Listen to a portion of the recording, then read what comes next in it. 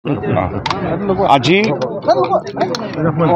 ব্যক্তিগতভাৱে মোৰ জীৱনৰ বাবে বা উপায়ুক্ত জীৱনৰ বাবেও বা আমাৰ অসমীয়া ইতিহাসৰ ছাত্ৰ ছাত্ৰী বা অসমীয়া সমাজ জীৱনৰ বাবে এটা গুৰুত্বপূৰ্ণ দিন কিয়নো 407 বছৰ ধৰি প্ৰায় অনাদৃত বুলি ক'ব লাগিব আহোমৰ তথা অসমীয়াৰ শৌৰ্য বীৰ্য প্ৰজ্ঞাক বুকুত কঢ়িয়াই লৈ ফুৰা দুটা শিলাখণ্ড ঐতিহ্যমণ্ডিত এই কলীয়া ভোমোৰাগুৰি অঞ্চলৰ পাহাৰত অনাদৃত হৈ পৰি আছিল। বিদ্যায়তনিকভাৱে আমাৰ অগ্ৰজনে বহু কষ্ট কৰিছিল যদিও বিভিন্নজনৰ কষ্ট আছিল যদিও তাৰ পিছত কিন্তু তেওঁ এইটো ৰাইজৰ মাজলৈ আগবঢ়াই দিয়াত কিছু আমি অসমৰ্থ আছিলোঁ।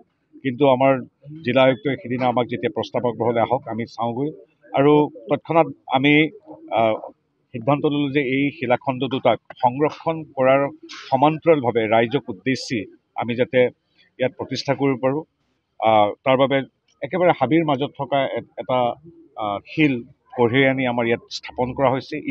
ইতিপূৰ্বে ইয়াত এটা শিল আছিলেই আৰু এই শিলালিপিটোৱে স্বৰ্গদেউ প্ৰতাপ সিংহৰ ৰাজত্বকালত কিদৰে আহোম তথা অসমীয়া সেনাই মোগলক পৰাজিত কৰিছিল তাৰ পৰাজিত কৰাৰ পিছত সেই সৌৰ্যবীৰ্যৰ কথা ইয়াত খোদিত হৈ আছে।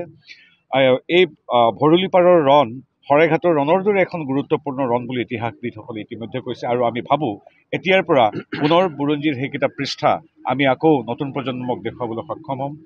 কলীয়া ভোমোৰাই দলঙৰ শেষ য'ত হৈছে তেজপুৰ ফালে তাত এই শিলাখণ্ড দুটি সুসংৰক্ষিতভাৱে এতিয়া আমি অসমবাসী ৰাইজৰ ওচৰলৈ আগবঢ়াম।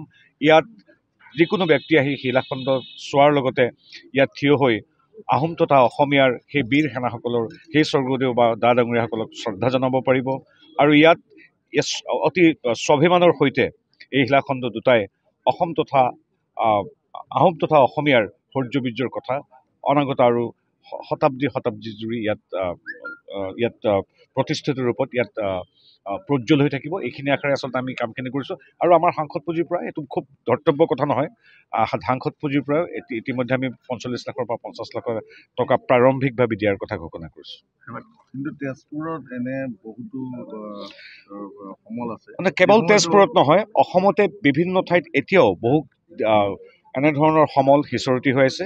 কিন্তু আজিৰ তাৰিখত আমি শুভ কথাটো লৈ যাওঁ যে 407 বছৰ ধৰি হাবিৰ মাজত বা এইটো অঞ্চলত পৰি থকা শিলাখণ্ড দুটি আজি পুনৰ চৰ্চিত হৈছে, আজি সংৰক্ষিত হ'ব আৰু আমাৰ নতুন প্ৰজন্মই চাব, প্ৰতিটো প্ৰজন্মই শ্ৰদ্ধা জনাব পাৰিব।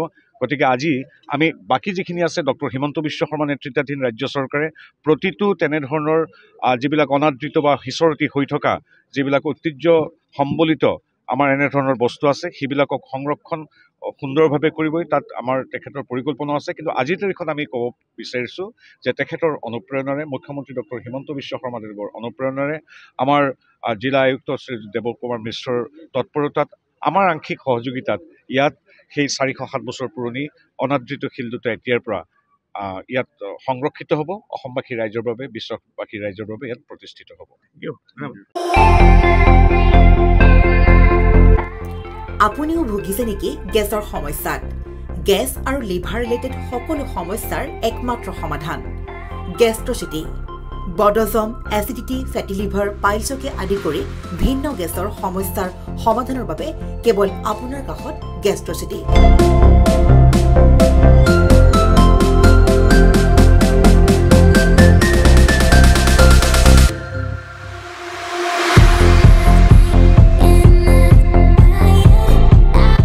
ভিজিট কৰক গেষ্ট্ৰচিটি, গুৱাহাটী, হাতীগাঁও চাৰিআলি। যোগাযোগ নম্বৰ 7577999909।